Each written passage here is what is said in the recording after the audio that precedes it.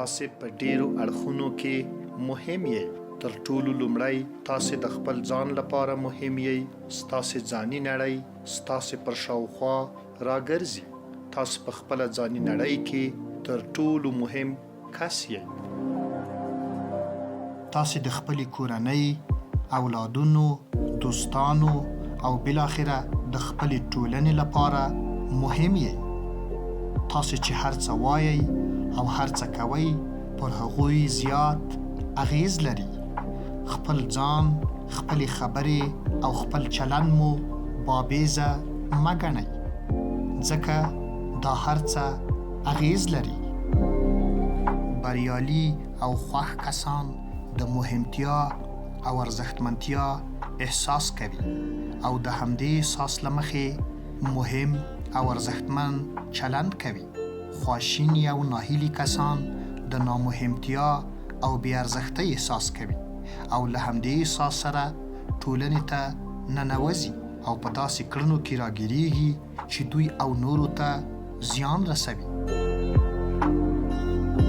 تاسې دې خاورینې نړۍ ته له غوره برخلیک سره راغلي یئ څو په ژوند کې فوق‌العاده کړنې ترسره کړئ.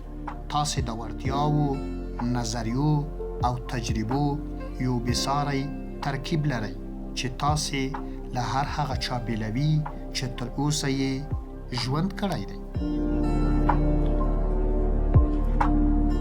تاسې د یوه انسان په توګه د یوه حیرانوونکي، له بریاوو ډک، خوښ او نیکمرغه ژوند وړ یئ. تاسې د ښو اړیکو، بشپړې روغتیا، ارزښتمن کار او مالي خپلواکۍ درلودلو وړتیا لرئ.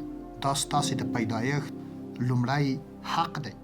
دا همغه څه دي چې باید په ژوند کې یې ولرئ. تاسې د بریالیتوب، ځان باورۍ او غوره شخصیت درلودنې لپاره طراحي شوي یاست. د بشر په تاریخ کې د ځمکې پر مخ تر اوسه تاسې ته ورته څوک نه وو. که ستاسې وړتیاوې وپالل شي، تاسې ته به هغه څه ډالۍ کړي چې په ژوند کې ورته اړتیا لرئ. تاسې د بشر د تاریخ په تر ټولو غوره وخت کې ژوند کوئ او زیات شمیر فرصتونو احاطه کړي یاست چې کولی شئ خپلو هیلو ته د رسیدو لپاره ترې کار واخلئ. تاسې هماغه شخص کیږئ چې زیاتره وخت د هغه په اړه فکر کوئ. که چیرې د بریالیتوب او ځان باورۍ په اړه فکر وکړئ، د وړتیا او پیاوړتیا احساس به ولرئ او بریمن او باورمن ګامونه به واخلئ. ارواپو آرډیلینګ وایي تاسې چې څومره فکر کوئ تر هغې ډیر پوهیږئ، چې څومره مینه کوئ تر هغې ډیره مینه در سره ده او په پای کې تاسې تر هغه څه ډیر کم یئ کوم چې په حقیقت کې یئ.